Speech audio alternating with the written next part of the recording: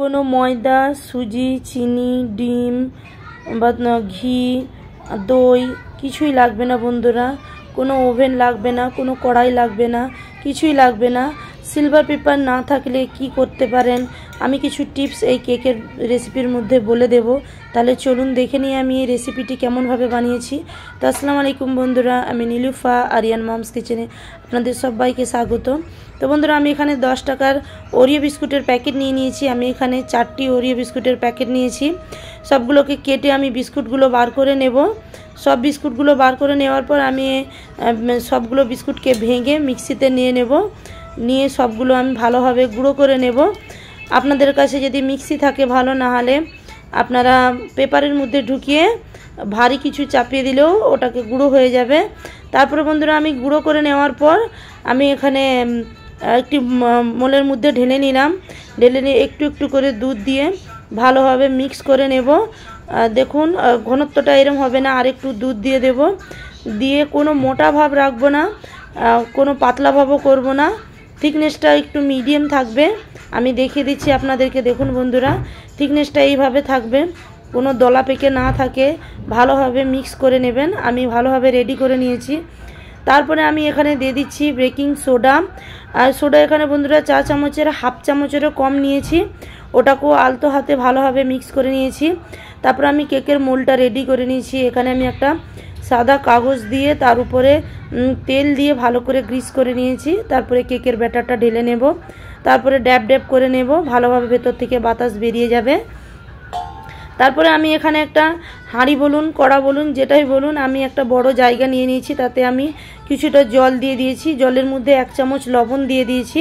তারপরে ভেতরে একটি স্ট্যান্ড বসিয়ে দিয়েছি। বন্ধুরা, লবণ দেওয়ার কারণ হচ্ছে এখানে জলের ভাবটা খুব ভালোভাবে থাকবে, তার জন্য দিয়েছি।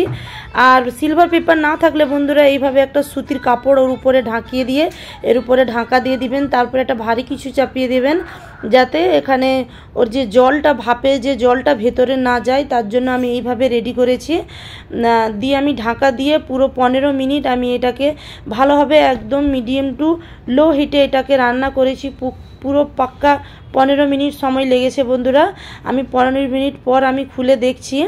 আমি গ্যাসটা এখনও বন্ধ করি না, একবার ঢাকা খুলে চেক করে নেব। যদি রান্না হয়ে যায় তারপরে আমি গ্যাসটা বন্ধ করব।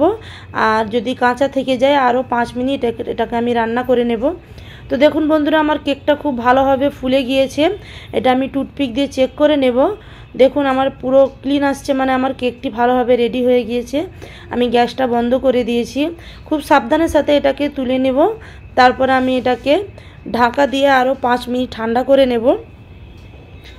আমার ঠান্ডা হয় না, তাও আমি 5 মিনিট পরে এটাকে বার করে নিচ্ছি। ছুরির সাহায্যে সাইডেরগুলো কেটে নেব। তারপরে আমি দেখুন ড্যাব ড্যাব করতে লাগে না, নিজের থেকেই ছেড়ে গিয়েছে। তারপরে আমি বাটার পেপারটা তুলে নেব।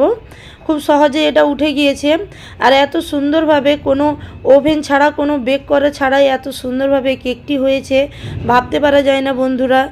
একদম ভাপানো কেক রেডি হয়েছে। এত সফট হয়েছে, এত সুন্দরভাবে হয়েছে, টেস্টটাও এত দারুণ হয়েছে বন্ধুরা। আপনারাও বাড়িতে এইভাবে বানিয়ে খাবেন। এত সুন্দরভাবে, এত সহজভাবে রেডি হয়ে যায়।